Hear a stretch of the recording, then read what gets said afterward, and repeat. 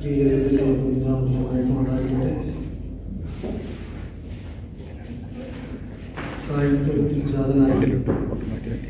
കുരിശിൽ നമുക്ക് വേണ്ടി യാഗമായി പാറകളെ തുടർന്ന് വന്നിതനായ ക്രിസ്തുയേശുവിന്റെ നാമത്തിൽ ഏവർക്കും സ്നേഹമുണ്ട്. ബഹുമാനപ്പെട്ട വികാരിയച്ഛൻ, ഇടവകയുടെ ഭരണസംഘടനകൾ, പ്രിയ വിശ്വാസികളുടെ സമൂഹം, നാം ആയിരിക്കുന്ന ഈ നിമിഷം ഒരു സന്തോഷത്തിൻ്റെ നിമിഷം. ഒന്ന് ശ്രദ്ധിച്ചു നോക്കിയാൽ കഷ്ടതയുടെയും ദുഃഖത്തിൻ്റെയും ഒക്കെയുള്ള ഒരു കൊണ്ടാടലും 50 നോയമ്പിൻ്റെ ഉപവാസത്താലും പ്രാർത്ഥനയാലും ഒക്കെ അനുഗ്രഹം പ്രാപിച്ച് നമുക്ക് വേണ്ടി കുരിശിറക്കപ്പെട്ട യേശു തമ്പുരാൻ ഉദ്ധിതനായതിൻ്റെ സന്തോഷത്തിന്റെ നിറവിൽ നൽകുന്ന ഒരവസരമാണ്. സാധാരണഗതിയിൽ ഈ ആത്മീയ പ്രസംഗങ്ങൾ വരുമ്പോൾ ഞാൻ എൻ്റെ പരിമിതമായ അറിവിൽ നിന്നാണ് ഞാൻ പറയുന്നത്. ക്രിസ്തുവിന്റെ ഉദ്ധാനത്തിന് ശേഷം സ്വർഗാരോഹണം വരെയുള്ള കാര്യങ്ങളെ പറ്റി വളരെ കുറച്ച് മാത്രമാണ് ബൈബിളിൽ പറഞ്ഞിരിക്കുന്നത്. സ്വർഗാരോഹണം വരെയുള്ള കാര്യങ്ങൾ വളരെ കുറച്ച് മാത്രം. അതും എല്ലാ സുവിശേഷങ്ങളും അത് പറഞ്ഞിട്ടുണ്ട്. ചില സുവിശേഷത്തിൽ കുറച്ച് ഡീറ്റെയിൽഡ് ആയിട്ട് ആദ്യത്തെ 3 സുവിശേഷങ്ങളുടെ നമ്മുടെ മത്തായി, മർക്കോസ്, ലൂക്കോസ്, യോഹന്നാൻ സുവിശേഷത്തിന് മത്തായി, മർക്കോസ് സുവിശേഷങ്ങളിൽ അത് ക്രോഡീകരിച്ച് മാക്സിമം എത്രമാത്രം അതിന്റെ സത്ത് മാത്രം പറയാമോ അങ്ങനെ. യോഹന്നാന്റെ സുവിശേഷത്തിന് ചില കാര്യങ്ങൾ മാത്രം എടുത്തു പറയുകയും ചെയ്യുന്ന രീതിയാണ്. അപ്പോൾ ഈ അവസരത്തില് നമ്മളൊരു ആത്മീയമായ പഠനത്തിന് നമ്മൾ ആ ഒരു കർത്താവ് ഉദ്ധിതനായി മറിയയ്ക്ക് പ്രത്യക്ഷനായി, അത് കഴിഞ്ഞ് ശിഷ്യന്മാർക്ക് പ്രത്യക്ഷനാവുന്നുണ്ട്. ഇതെല്ലാം കഴിഞ്ഞ് സ്വർഗത്തിലേക്ക് എടുക്കപ്പെടുന്നത് വരെയുള്ള കാലം. അപ്പൊ നമ്മൾ ആ കാലഘട്ടത്തിലൂടെ പോയിക്കൊണ്ടിരിക്കും അല്ലേ? ഉദാഹരണം കഴിഞ്ഞു സഭ ക്രമീകരിച്ചിരിക്കുന്നത് എത്ര ഭംഗിയായിട്ടാണ്. മറ്റ് പ്രൊട്ടസ്റ്റന്റ് രീതിയിലുള്ള സഭകളിൽ നിന്ന് നമ്മൾ കേൾക്കുന്ന ഒരു കാര്യമുണ്ട്. ഈ നിങ്ങൾ വർഷാവർഷം കർത്താവിനെ ഇങ്ങനെ ക്രൂശിക്കുക, പിന്നീട് കർത്താവ് ഉയർത്തതായിട്ട് കാണുക, ഇതിൻ്റെയൊക്കെ ആവശ്യമുണ്ടോ എന്ന് ചോദിക്കുന്നത് ഞാൻ കേട്ടിട്ടുണ്ട്. നിങ്ങൾ പലരും കേട്ടുണ്ടാകുന്ന ഞാൻ വിചാരിക്കുന്നു. അതിനൊക്കെ ഒരു മാറ്റം തുടങ്ങി പുതിയ കാലഘട്ടത്തിൽ. എന്നിരുന്നാലും ഈ എന്തുകൊണ്ട് ക്രൂശ് മരണം വീണ്ടും വീണ്ടും നമ്മൾ കൊണ്ടാടുന്നു, എന്തുകൊണ്ട് കർത്താവിന്റെ ഉത്ഥാനം വീണ്ടും വീണ്ടും കൊണ്ടാടുന്നു, സ്വർഗാരോഹണം എന്തുകൊണ്ട് കൊണ്ടാടുന്നു, ഞാനിന്ന് നിങ്ങളുടെ ചിന്തയിലേക്ക് കൊണ്ടുവരാൻ ഉദ്ദേശിക്കുന്നു ഈ ഒരു വിഷയത്തെ പറ്റി.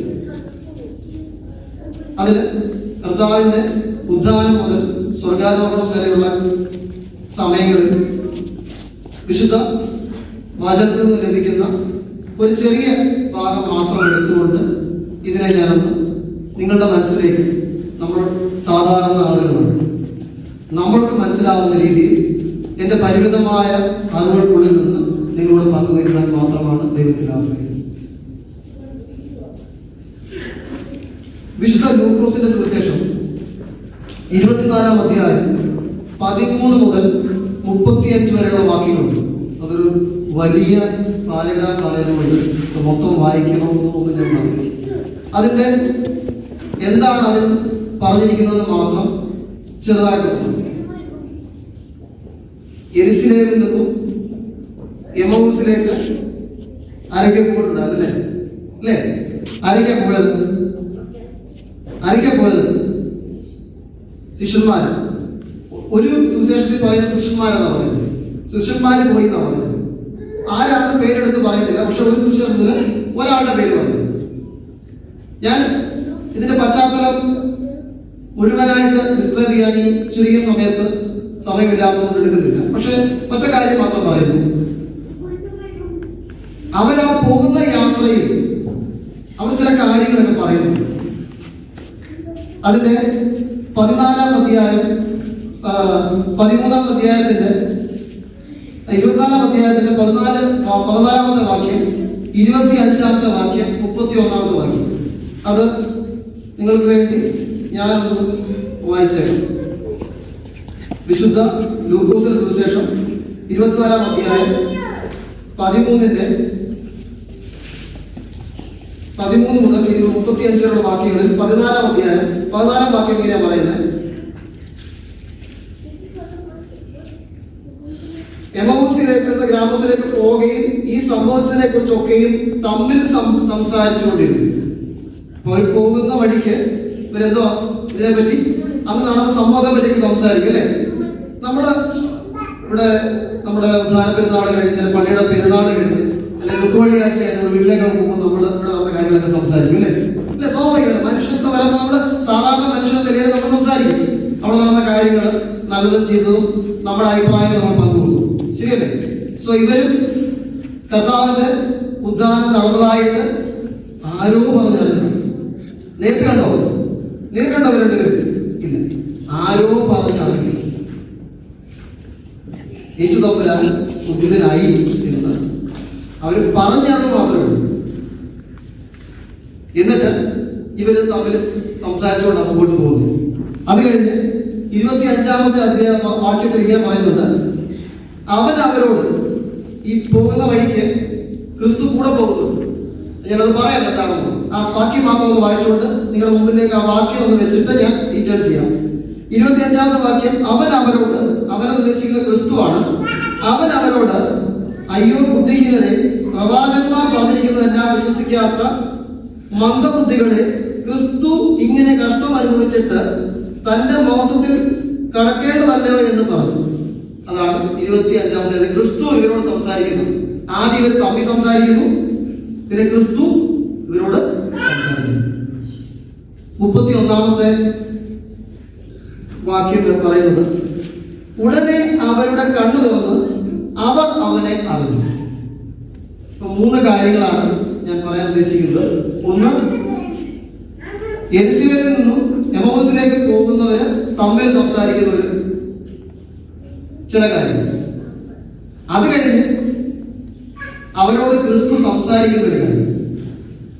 ഏറ്റവും അവസാനം അവരുടെ കണ്ണു തുറന്നു.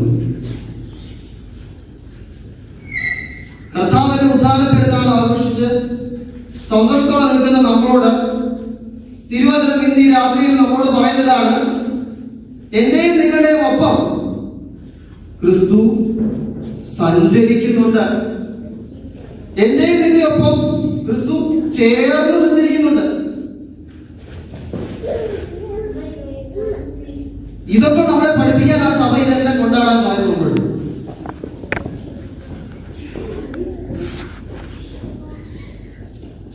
സഭയുടെ ക്രമീകരണം അനുസരിച്ച് നമുക്ക് നോയമ്പില്ലല്ലേ, ധനത്തിന് നോയമ്പില്ല അല്ലേ, നോയമ്പില്ല. സന്തോഷത്തിന്റെ ദിനങ്ങളാണ്. നമ്മൾ പറഞ്ഞ മണവാളനും മണവാട്ടിക്കുമുള്ള സന്തോഷത്തിന്റെ ദിനങ്ങളെന്ന് പറയുന്നത് പോലുള്ള ദിനങ്ങൾ അല്ലെ, വളരെ സന്തോഷമുള്ള ദിനങ്ങളാണ്. ഇത്രയും ദിവസങ്ങൾ നമ്മൾ കേട്ടുകൊണ്ടിരുന്നത് കഷ്ടത്തിന്റെ സുവിശേഷം, കഷ്ടാനുഭവിക്കുന്ന സുവിശേഷം, ക്രൂശിക്കപ്പെടുന്നവന്റെ സുവിശേഷം, മുറിക്കപ്പെടുന്നവന്റെ സുവിശേഷം അല്ലേ. ഉദ്ധാനം കഴിയുമ്പോൾ നമ്മൾ കേൾക്കുന്നത് സന്തോഷത്തിന്റെ, സ്നേഹത്തിന്റെ, ഒപ്പം നടക്കുന്നവന്റെ സുവിശേഷം. ശരിയല്ലേ? നമ്മളോടൊപ്പം നടക്കുന്ന ദൈവത്തിന്റെ, എന്റെയും നിങ്ങളുടെയും ഒപ്പം ക്രിസ്തു നടക്കുന്നു. ഈ ഒപ്പം നടക്കുമ്പോൾ ഒരു പ്രശ്നമുണ്ട്. ഇവര് യാത്രയിൽ ഇങ്ങനെ കാര്യമൊക്കെ പറഞ്ഞ്, നമ്മൾ സാധാരണഗതിയിൽ നമ്മളിപ്പോ കാര്യം കൊണ്ടുകൊണ്ടൊക്കെ ആരെങ്കിലും ഉണ്ടെങ്കിൽ കാര്യം നമ്മൾ ഇങ്ങനെ കാര്യം പറഞ്ഞ് പോവാം. ഇവര് പോകുമ്പോൾ ഇവരോട് ചേർന്ന് നടന്നു എന്ന് ആ വാക്യത്തിന് എമൗസിലേക്ക് പോകുന്നതിന്റെ അവർ തർക്കിച്ചു കൊണ്ടിരിക്കുമ്പോൾ യേശു താനും അടുത്തിയെന്ന് അവരോട് ചേർന്ന് നടന്നു. തമ്മിൽ ഇങ്ങനെ തർക്കിച്ചുകൊണ്ടിരിക്കുക, രണ്ടുപേരോട് തമ്മിൽ സംസാരിക്കുക. സാധാരണ നമ്മൾ സംസാരിക്കുമല്ലേ, നമ്മുടെ അഭിപ്രായം ഈ അഭിപ്രായങ്ങൾ ഇങ്ങനെ പറഞ്ഞ് നമ്മളതിനെ പറ്റി പറഞ്ഞുകൊണ്ടിരിക്കുക. ഒരാള് ഇസ്രായേലിൽ തന്റെ ദൈവരാജ്യം പ്രസംഗിച്ച ഒരുവൻ, അന്നത്തെ ഒരു പക്ഷേ ഒരു വിപ്ലവകാരിയായിരുന്നു അല്ലേ. അന്നത്തെ എല്ലാ സാധാരണ നീതികൾക്കും എതിരെയാണ് അവർ പറഞ്ഞുകൊണ്ടിരുന്നത്. അവന്റെ സുവിശേഷം എന്തായിരുന്നു? സ്നേഹത്തിന്റെ സുവിശേഷമായിരുന്നു. ആയിരുന്നോ? അവന്റെ സുവിശേഷം സ്നേഹത്തിന്റെ സുവിശേഷമായിരുന്നു, കരുതലിന്റെ സുവിശേഷമായിരുന്നു അല്ലേ.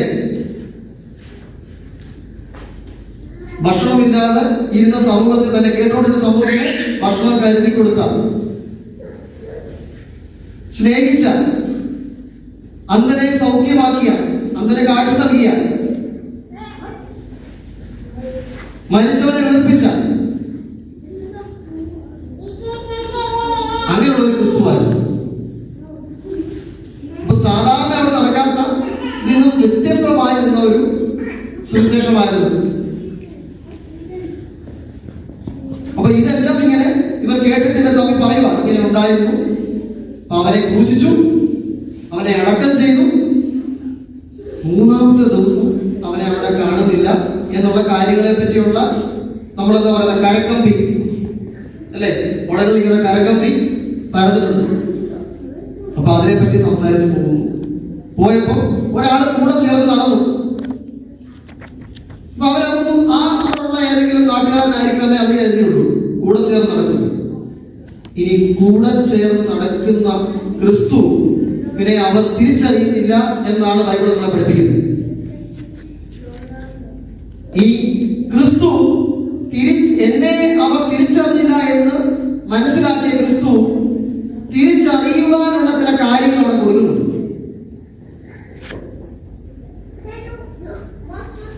അതാണ് ഞാൻ 25-ാമത്തെ വാക്യത്തിൽ വായിക്കാൻ പറഞ്ഞത്. എന്താ പറഞ്ഞത്? അവൻ അവരോട്, അയ്യോ ബുദ്ധിഹീനരെ, പ്രവാചകന്മാർ പറഞ്ഞിരിക്കുന്നതെല്ലാം വിശ്വസിക്കാത്ത മന്ദബുദ്ധികളെ, ക്രിസ്തു ഇങ്ങനെ കഷ്ടം അനുഭവിച്ചിട്ട് തന്റെ മൗത്തിൽ കടക്കേണ്ടതല്ല എന്ന് പറഞ്ഞു. എന്താ പഠിക്കുന്നത്? ബുദ്ധിഹീനരെ, മന്ദബുദ്ധികളെ. ഇതൊന്നും ഉദ്ധാനം കഴിഞ്ഞതിന് ശേഷമുള്ള ക്രിസ്തു ഇങ്ങനെ ഒരു സ്നേഹത്തിന്റെ അല്ലാത്ത വാക്കുകൾ പ്രയോഗിക്കുന്നതായിട്ട് ഈ ഒരു സ്ഥലത്ത് മാത്രമേ ഉള്ളൂ. വളരെ ഒരു ദേഷ്യത്തോടെ, ഇത്രയും നാളും ഞാൻ നിങ്ങളൊപ്പം ഉണ്ടായിരുന്നു, ഞാൻ നിങ്ങൾക്ക് വേണ്ടി യാഗമായി, ഞാൻ നിങ്ങൾക്ക് വേണ്ടി ഉദ്ധാനം ചെയ്തു, നിങ്ങൾക്ക് സ്വർഗം ഒരുക്കുവാനായിട്ട് ഞാൻ പിതാവിന്റെ അടുക്കിലേക്ക് പോവുകയാണ് എന്ന് തിരുവനന്തപുരത്തിലൂടെ പറഞ്ഞു തന്നതിന് ശേഷം ഇതെല്ലാം പഠിപ്പിച്ചു കൊടുത്തത് കേട്ടതുമാണ്. എന്നിട്ട് കർത്താവ് പറയുന്നത്, ഇത്രയൊക്കെ പറഞ്ഞു തന്നിട്ടും ഇത്രയൊക്കെ കേട്ടിട്ടും നമ്മളെ വിളിക്കുന്നത്, എന്നെയും നിങ്ങളെയോ വിളിക്കുന്നത്, തിരിച്ചറിവില്ലേ? നിങ്ങൾക്ക് മനസ്സിലായില്ലേ? കർത്താവ് പറഞ്ഞു കൊടുക്കുന്നുണ്ട് ഓരോ തിരുവെഴുത്തിലും. ഇങ്ങനെയൊക്കെയാണ് അവര് ഒരുപക്ഷെ കർത്താവ് സംസാരിക്കുന്നുണ്ടാവുക ഇവരുടെ കൂട്ടത്തിൽ. ഇവരോട് പറയുമ്പോൾ കർത്താവ് ആ സംഭാഷണം ഒരുപക്ഷെ ബൈബിൾ അത്ര കൃത്യമായി പറഞ്ഞില്ലെങ്കിൽ പോലും നമുക്ക് ഊഹിക്കാം. ഇപ്പൊ ഇവര് ഉദ്ധാനത്തിന്റെ കാര്യം പറഞ്ഞപ്പോ അവർ പറഞ്ഞു, ഒരുപക്ഷെ കർത്താവ് ബൈബിളിലെ വാക്യങ്ങൾ പറഞ്ഞു കൊടുത്തു കാണാം. ക്രൂശുമരണത്തിന്റെ കാര്യം പറഞ്ഞപ്പോൾ കർത്താവ് പറഞ്ഞു കൊടുത്തു കാണാം. കൂടുതൽ ആണ് കൂടെ നടക്കുന്ന ഒരു സഞ്ചാരി മാത്രം. ആ സഞ്ചാരി ആരാണെന്ന് അറിയുന്നില്ല, പക്ഷെ ആ സഞ്ചാരി താൻ ആരാണെന്ന് മനസ്സിലാക്കുവാൻ വേണ്ടി പല കാര്യങ്ങളും അവിടെ പറയുന്നു. ഇതൊന്നും അവർക്ക് മനസ്സിലാവുന്നില്ല. അവരുടെ കണ്ണ് മൂടപ്പെട്ടിരുന്നു. എന്റെയും നിങ്ങളുടെയും കണ്ണ് ഇന്ന് മറ്റു പല കാര്യങ്ങളാലും ഇതുപോലെ മൂടപ്പെട്ടിരിക്കും. എനിക്ക് വേണ്ടി കാൽവരിയിൽ യാഗമായ ക്രിസ്തു ഉദ്ധാനം ചെയ്ത് എന്റെയും നിങ്ങളുടെയും ഒപ്പം നടക്കുമ്പോ അവരെ തിരിച്ചറിയാതെ വരുമ്പോ ഉണ്ടാകുന്ന വിങ്ങലാണ് ക്രിസ്തുവോടെ പഠിപ്പിച്ചത്. ഈ ചോദ്യം എന്നോടും നിങ്ങളോടുമുള്ള ചോദ്യം. തിരുവചനമുണ്ട്, വചന പ്രഘോഷങ്ങളുണ്ട്, പട്ടക്കാര്, വെപ്പട്ടക്കാര്, ആരാധനകളുണ്ട്. ഇതെല്ലാം ഉണ്ടായിട്ടും ഞാൻ എല്ലാ ദിവസവും പള്ളിയിൽ വന്നിട്ടും ആരാധനയെ സംബന്ധിച്ചിട്ടും നിനക്ക് എന്നെ തിരിച്ചറിയാൻ കഴിയുന്നില്ല. ക്രിസ്തുവിനെ തിരിച്ചറിയാതെ പോയ ഒരു സമൂഹം.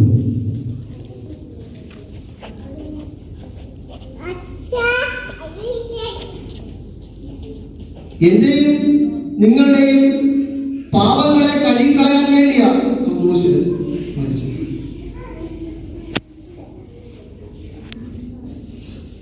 ഒരു ചെറിയ കഥ ഞാൻ കേട്ടിട്ടുണ്ട്. പക്ഷെ നിങ്ങൾ കേട്ട കഥ വായിക്കാം. ഒരു പൂവും കുരുവിയും തമ്മിൽ സംസാരിക്കുന്നത്. ഇതൊന്നും സാധാരണഗതിയിലെ പുസ്തകങ്ങളൊക്കെ പറയുന്ന കഥയാണെന്ന് തോന്നുന്നു. ഒരു കുരുവിയും ഒരു പൂവും തമ്മിൽ സംസാരിക്കുന്ന ഒരു കഥയാണ്. ഈ പൂവിനോട് ഈ കുരുവി സംസാരിക്കുമ്പോൾ തമ്മിൽ നിനക്ക് എന്നെ എത്ര സ്നേഹമുണ്ട് എന്നുള്ള രീതിയിലാണ് ചോദിക്കുന്നത് പൂവിനോട്. അപ്പൊ പൂവ് തിരിച്ചു പറയുന്നു, എനിക്ക് നിന്നോട് എത്ര സ്നേഹമുണ്ടോ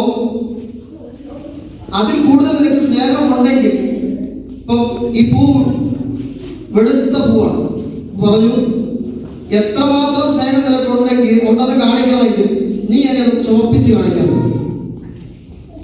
അപ്പൊ ഞാൻ മനസ്സിലാക്കാം എന്നോട് നിനക്ക് എനിക്ക് നിന്നോടുള്ളതിനേക്കാളും കൂടുതൽ സ്നേഹമാണ്. ആ കുരുവി എന്ത് ചെയ്തെന്ന് അറിയാമോ?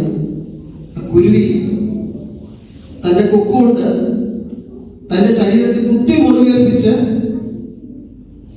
രക്തം ചൊരിയിച്ച് ആ പൂവിനെ ചുവപ്പിച്ചു. ചുവന്നു കഴിഞ്ഞപ്പോൾ പൂവിന് മനസ്സിലായി എനിക്ക് എന്നോട് കുരുവിക്ക് അത്ര സ്നേഹമുണ്ട്. പക്ഷെ അപ്പോഴേക്കും കുരുവി മരണപ്പെട്ടു.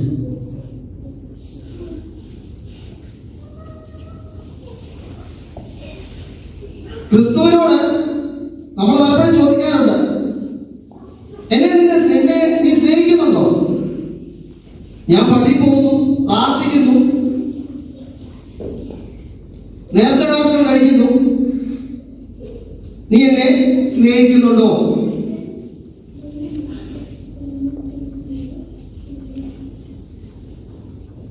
അതെ, ഞാൻ നിന്നെ സ്നേഹിക്കുന്നുണ്ട്. എന്റെ രക്തം ക്രൂശിൽ വാർത്ത് ഞാൻ നിന്നെ വീണ്ടെടുത്തു. ക്രൂശിലെ സ്നേഹം. അപ്പോ ഒപ്പം നടക്കുന്നവനായ ക്രിസ്തുവിനെ എനിക്ക് നിങ്ങൾക്കും തിരിച്ചറിയാൻ സാധിക്കുന്നില്ല എന്ന് വരുമ്പോൾ ക്രിസ്തുവിന്റെ സ്നേഹം അത് അവിടെ തന്നെയാണ്. നമ്മുടെ ജീവിതത്തിൽ നാം ഏവരും ക്രിസ്തു നമ്മോടൊപ്പം ഉണ്ടെന്ന് തിരിച്ചറിയുന്നത് എന്നാണോ അന്നാണ് ഞാനും നിങ്ങളും ക്രിസ്ത്യാനികൾ എന്ന് പേരെടുക്കാൻ അർഹതയുള്ളൂ. എനിക്കും നിങ്ങൾക്ക് വേണ്ടി ക്രൂശിൽ മരിച്ച് ഉദ്ധിതനായ ക്രിസ്തു എന്നോടും നിന്നോടും ഒപ്പം ദൈനംദിനം യാത്ര ചെയ്യുമ്പോൾ അവനെ തിരിച്ചറിയാൻ നമുക്ക് എന്ന് സാധിക്കുന്നുവോ അന്ന് വിളിക്കാം എന്നെയും നിങ്ങളെ ക്രിസ്ത്യാനി.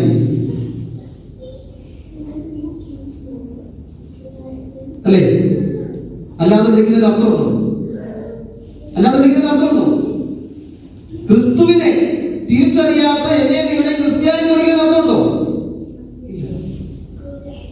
സോ എന്നെയും നിങ്ങളെയും പാപത്തിന്റെ അഴുക്ക് ചാലിൽ നിന്ന് വീണ്ടെടുത്ത ക്രിസ്തുവിനെ തിരിച്ചറിയുമ്പോൾ എനിക്കും നിങ്ങൾക്കും പറയാൻ സാധിക്കും ഞാൻ ക്രിസ്ത്യാനി. ഇനി അതിന്റെ അവസാന വാക്യങ്ങളിലേക്ക് വരുമ്പോൾ കർത്താവിനെ തിരിച്ചറിയുന്ന ഒരു സമയം. തിരിച്ചറിയുന്നത് എങ്ങനെ തിരിച്ചറിയുന്നത്? കർത്താവ് അപ്പം മുറിച്ചു കൊടുത്തു അല്ലേ? ആണോ? കർത്താവ് അപ്പം മുറിച്ചു കൊടുത്തു. അവർക്ക് അപ്പം മുറിച്ചു കൊടുക്കുന്ന സമയത്താണ് അവരുടെ കണ്ണുകൾ തുറന്നു. 25-ാമത്തെ വാക്യത്തിന് അതാ പറഞ്ഞേക്കുന്നത്. 25-ാമത്തെ വാക്യത്തിന് അവൻ അവരോട്, അയ്യോ ബുദ്ധിഹീനരെ, പ്രവാചകന്മാർ പറഞ്ഞിരിക്കുന്നത് എല്ലാം വിശ്വസിക്കാത്ത മന്ദബുദ്ധികളെ, ക്രിസ്തു ഇങ്ങനെ കഷ്ടം അനുഭവിച്ചിട്ട് തന്റെ മോഹത്തിൽ കടക്കേണ്ടതല്ല എന്ന് പറഞ്ഞു. മോശ തുടങ്ങിയ സകല പ്രവാചകന്മാരിൽ നിന്നും എല്ലാ തിരുവഴുത്തിൽ നിന്നും തന്നെ കുറിച്ച് ഉള്ളത് അവർക്ക് വ്യാഖ്യാനിച്ചു കൊടുത്തു. ഇതെല്ലാം കർത്താവ് പറയുന്നു. ഇതെല്ലാം കഴിഞ്ഞ് വന്നിട്ട് അവരോ ഞങ്ങളോട് കൂടെ പാർക്കാം, നേരം വൈകി അസ്തമിപ്പാറായല്ലോ എന്ന് പറഞ്ഞ് അവനെ നിർബന്ധിച്ചു. അവൻ അവരോട് കൂടെ പാർപ്പാൻ ചെന്നു. അവരുമായി ഭക്ഷണത്തിനിരിക്കുമ്പോൾ അവൻ അപ്പം എടുത്ത് അനുഗ്രഹിച്ച് നുറുക്കി അവർ കൊടുത്തു. ഉടനെ അവരുടെ കണ്ണ്. അപ്പോ യെരുശലേമിൽ നിന്ന് തുടങ്ങി എമ്മൗസിലേക്ക് പോവുകയാണ്. എമ്മൗസിലെത്തി വീട്ടില് ചെന്ന് ഭക്ഷണം കഴിക്കാൻ വേണ്ടി ഇരുന്നപ്പോഴാണ് അവിടെ കണ്ടത് ഈ യെരുശലേമിൽ നിന്ന് എമ്മൗസിലേക്കുള്ള യാത്ര എന്റെയും നിങ്ങളുടെയും ജനനം മുതൽ മരണം വരെയുള്ള യാത്രയെ കണക്കൂട്ടി. ഞാനും നിങ്ങളും യെരുശലേമിൽ നിന്നും എമ്മൗസിലേക്ക് യാത്ര ചെയ്തുകൊണ്ടിരിക്കുക. എമ്മൗസിൽ എത്തിയിട്ടില്ല. ഞാനും നിങ്ങളും നിർബന്ധം പിടിക്കുന്നത് എന്താണെന്ന് അറിയാമോ? എമ്മൗസിലെത്തി ദൈവം അപ്പങ്ങളെ മുറിച്ച് തന്നാൽ മാത്രമേ നീ ആരാണ്, നീ എന്നോടൊപ്പം ഉണ്ടെന്നും ഞാൻ തിരിച്ചറിയുന്നു. അതല്ല കർത്താവ് ആഗ്രഹിക്കുന്നത്. അതിനാണ് കർത്താവ് പറയുന്നത്, തിരുവഴുത്തുകളെ കുറിച്ചൊക്കെ ഞാൻ നിങ്ങളോട് പറയുന്നുണ്ട്. 25-ാമത്തെ വാക്യത്തിലാണ് പറയുന്നത്, മോശയും പ്രവാചകന്മാരും പറഞ്ഞ കാര്യങ്ങൾ നിങ്ങൾക്ക് ഓർമ്മയില്ലേ? തിരുവഴുത്തുകളെ ഓരോന്നായി പറഞ്ഞു കൊടുത്തു നമ്മൾ പറയുന്നത്.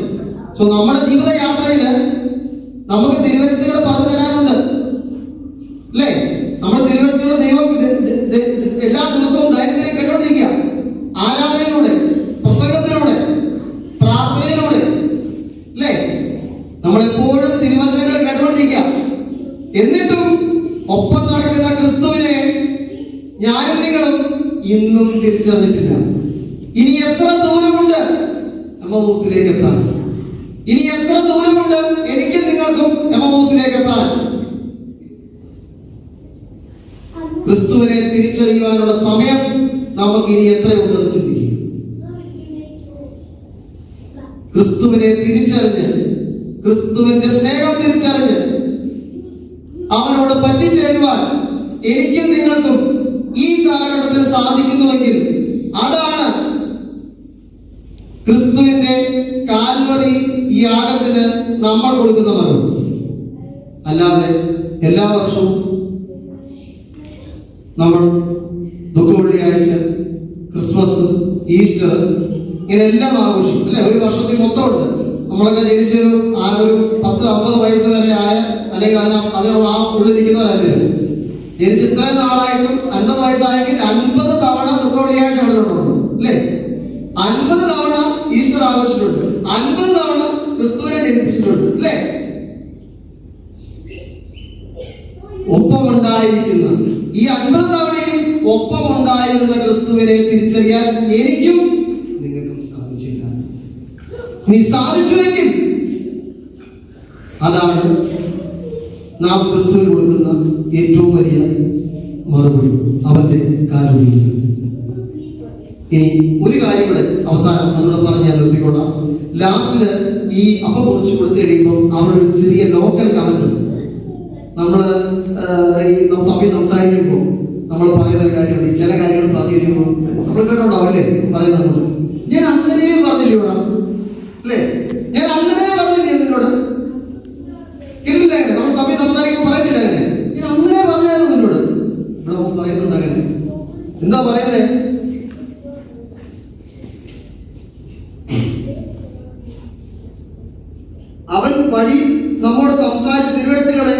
തെളിയിക്കുമ്പോൾ നമ്മുടെ ഹൃദയം നമ്മുടെ ഉള്ളിൽ കത്തിക്കൊണ്ടിരിക്കുകയല്ലയോ എന്ന് അവർ തമ്മിൽ പറഞ്ഞു. അപ്പൊ അവര് തമ്മിൽ എന്താ പറഞ്ഞേ? അവർ മനസ്സിലുണ്ടായിരുന്നു ആരോ സംസാരിക്കുന്നുള്ളൂ അല്ലേ? അപ്പൊ അവരുടെ മനസ്സിലുണ്ടായിരുന്നു, എനിക്ക് അന്നേരം തോന്നിയിരുന്നു എന്നുള്ളതാണ് അതിന്റെ അർത്ഥം. അപ്പൊ അന്നേരം തോന്നി, എനിക്ക് നിങ്ങൾക്ക് തോന്നുന്നുണ്ട് ഇപ്പോഴും ക്രിസ്തു എന്നോടൊപ്പം ഉണ്ടെന്ന് നമുക്ക് പലപ്പോഴും തോന്നുന്നുണ്ടല്ലേ? പക്ഷെ ജീവിതത്തിലെ പല ഘട്ടത്തിലും ക്രിസ്തു എന്നോടൊപ്പമില്ല എന്ന് വിളിച്ചു പറയുന്നവരാണ് ഞാൻ നിങ്ങളും, അല്ലേ? ക്രിസ്തു ഒപ്പം ഉണ്ടെന്ന് നമ്മുടെ ഉള്ളിന്റെ ഉള്ളിൽ നമുക്ക് മനസ്സിലായി, നമുക്കറിയാം. എന്നിരുന്നാലും ക്രിസ്തു ഒപ്പമില്ല എന്നും നമ്മളെ സഹായിക്കുന്നില്ല എന്നും സ്നേഹിക്കുന്നില്ല എന്നും വിളിച്ചു പറയുന്നവരാണ് ഞാൻ നിങ്ങളും.